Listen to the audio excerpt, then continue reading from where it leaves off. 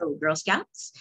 E here, bringing you decision making, one of the 5 key skills of the Cookie program. Side note, did you know that changing the world starts here with you? And every decision that you make builds upon the kind of human being that you are, the way you interact in the world, what you're going to wear, what you're going to eat. All those things are decisions that you have to make. So we're going to dig into what decision making is and the process of it, and look at a few different ways that we can think about things. So we know the Cookie program equals business skills, and everything that you learn through the Cookie program, you will use throughout your life. Because obviously you're going to have to set goals, and we're going to have to make decisions, and we're going to have to manage our money, and we're going to have to learn how to work with other people, and above all, be ethical in the way that we work and live in the world. So today with me, you're going to go through decision making.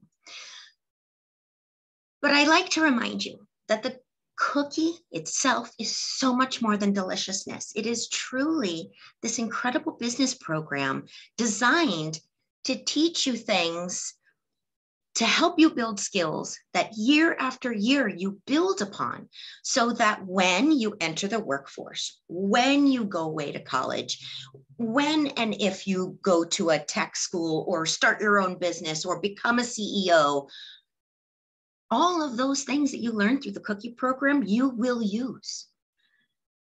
Which means that not only is it delicious, it is useful. The skills that you learn through participating, like setting goals and creating plans and working with the public, are all things you're going to use. So I'd just like to remind you, the cookie is so much more than deliciousness. It is a life-changing program, the largest program for young women in the entire world, the largest entrepreneurial program for young women in the world. I want to make sure I said that right. So we can break down what the decision-making process is when we're talking about business and it being a business program. Let's just quickly go through that definition, because quite literally, the decision-making process is how organizations operate, solely by people making decisions. A manager plans, organize, staffs, leads, controls her team, all by executing decisions that they may or may not have made, but that they execute. A CEO ultimately has to rule on decisions. Staff have to follow through and deliver decisions. The decision-making process is all a part of how the business or the organization operates. Decision-making is problem solving and an ongoing process of evaluating situations, problems, considering alternatives. Sometimes decision-making process is extremely short. Sometimes it's very, very long. So let's think of a short decision that you make all the time that you don't even realize you're making it. What am I going to eat today? Or what am I going to wear today is something that you decide generally rather quickly. You don't even realize that you are weighing all of the decisions just in a really quick way. Or a long decision could be like, what book am I going to read now that I have finished all of the series and I need to start a new book series? I'm going to investigate and figure out what I want to read and why I want to read it. And that may be a longer decision process. So did you know that the decision-making process actually has all of these different factors all happening at the same time? You're gathering facts, you're brainstorming, you're weighing the pros and cons of why you want to do it. You decide, you then follow through on that decision. Sometimes that decision was a great decision, or maybe it needs a little tweaking to make it a better decision. You define it, you clarify it. And all this is sometimes happening almost instantaneously while you don't even realize it. And other times you're meticulously going through those steps. But regardless of the length of time it takes you to get to that decision, you want to remind yourself over and over and over again, obstacles can't stop you from creating a decision, or problems shouldn't stop you. And in fact, problems are the #1 reason why you make a decision. And most of all, other people can't stop you. Only you can stop you. So never let that fear of creating a decision or making a decision stop you. You have to push through that. And that's one of the things we're going to talk about today. So since we're talking about business, it being a business skill, let's talk about leadership, because being a leader is ultimately all about making sure that those decisions are happening. And regardless of who made the decision, if you are the leader, it ultimately stops with you. Right, wrong, or indifferent, the decision that was made, you as the leader are responsible for that. This being a business program, it's very important that we remember that we are building leaders. All of us finding something that we are great at, that we love, that we are passionate about, and that we can be the leader in doing that. Be it being the CEO, be it running your household at home, be it being your dog's best parent. These are all leaderships. So leadership is about making others better as a result of your presence and making sure that impact lasts in your absence. And what better representation of that could I possibly give you than our own CEO, Kristen? She is a spectacular leader, believes in her people, believes in the decisions that they make, and stands behind them when sometimes they are not the best decisions, but they are the decision that was given, and it's important to believe in your people. That's good leadership. Leadership isn't about what you do. Leadership is about how you inspire excellence in others. And that was the example I just gave you. Great leaders not only make those around them better, they make those around them better when they aren't in the room. Leadership starts with creating a culture that encourages the organization to embrace a passion for growth and improvement. Leaders make failures safe. Leaders empower through ownership and embrace divergent thinking. I love this because when we make decisions, it is sometimes a fearful thing to do. But when you know you have a strong ally, it makes making the hard decisions a little bit easier. So as we look to our goals, what are our goals for the Cookie program? Is our goal to talk to 5 people every day? Is our goal to really work on our math skills, our counting? Is our goal to work on the marketing this year, that you really want to work on your social media marketing? Is your goal that you really want to earn the plush? These are goals throughout your Cookie program. So as we look to our goals and desires, we also need to look at the decisions we need to make in order to turn goals into reality. That's all about your goal setting. And then how are you going to make that a reality is the decision making. Always make decisions that prioritize your inner peace, which is why I use the example of, is your goal going to be talking to 5 people? And if that's what you decide is your goal, and you want to make that your goal because you are afraid to talk to people and you want to become stronger in that, that's helping you work on your inner peace. So you're not so fearful when you're speaking to people. Our Girl Scouts that are going for the 5,000 box reward to Australia, is that going to give you inner peace if you reach an amazing goal of 300 boxes or 3,000 boxes, but don't quite reach your 5,000 goal? So within your decision making of what your goal is going to be, have you broken it down in a way that will make sure that you are still peaceful inside, that you are still making sure that you have days off, that you are doing things that you love, like reading books?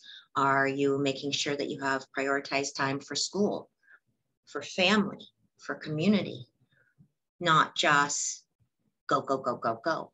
These are important things when creating your decisions, to prioritize your inner peace. And when you're making your decisions, you need to make sure that you are being your own best friend. Too often, we make decisions that are wrong for us solely because of peer pressure or because it was a good decision for somebody else. But we don't want to base our decisions on the advice of those who don't have to deal with the results. What does that even mean? That means somebody decides for you how you're going to do something, but you're the one that actually has to do it. And is that feasible? Is that something you could really do? These are all part of that decision making. That's weighing the pros and cons. It's doing the fact finding. How do our decisions affect those around us? The right, wrong, the decisions that we make. Well, nearly every decision that we make will affect different people in one way or another. It's important to be aware of the influences that our decisions will have and understand what the human cost is with that decision. The decisions we make demonstrate our values. So a great example of that would be choosing to follow the rules. So you make a decision to follow rules.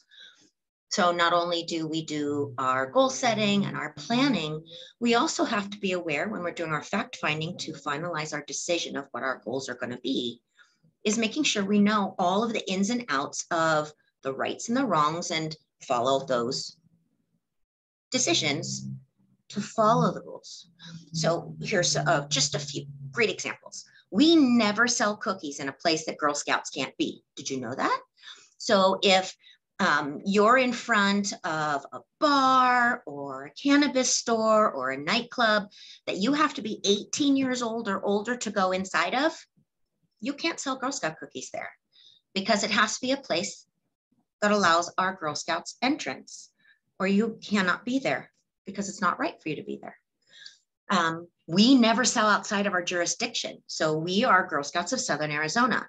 We don't sell our cookies in San Diego. We don't sell our cookies in Scottsdale. We don't sell our cookies in New Mexico because other Girl Scouts live there.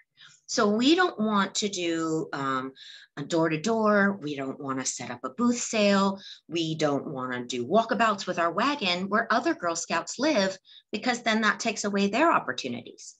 We can run our Girl Scout program all over Southern Arizona, but we can't go outside of our jurisdiction, with the exception of if you live outside of our jurisdiction, you can sell in your yard, do a cookie stand, or you can certainly send your digital order card link all over the place. That's totally okay.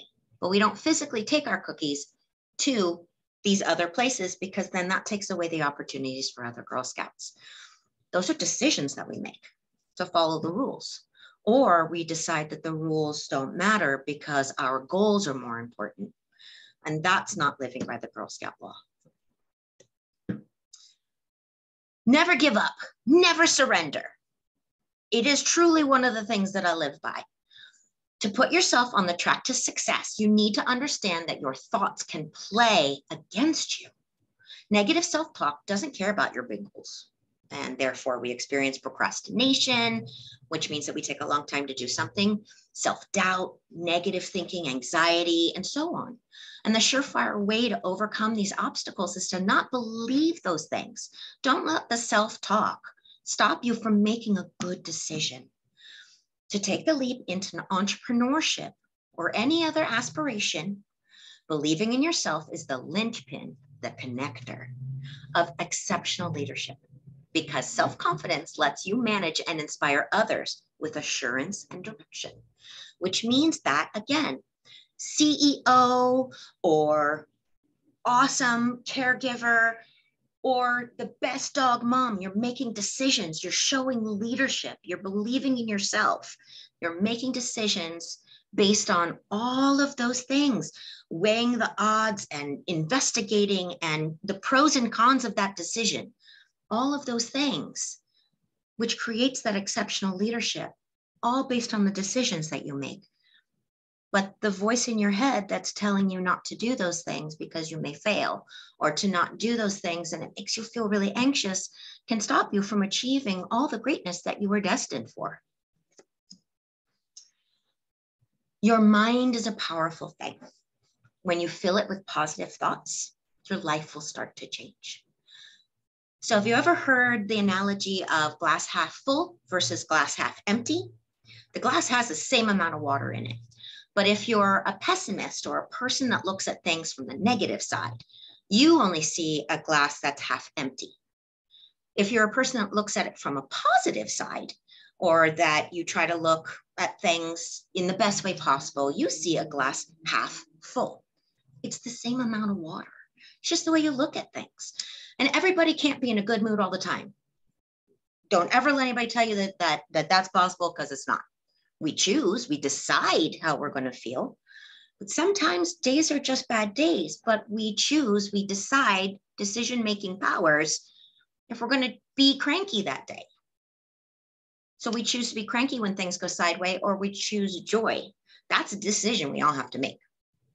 If you remember to keep smiling, be kind, and put your best foot forward, even on your hard days, your day will sometimes turn around, but will certainly be better than when you spend it being cranky.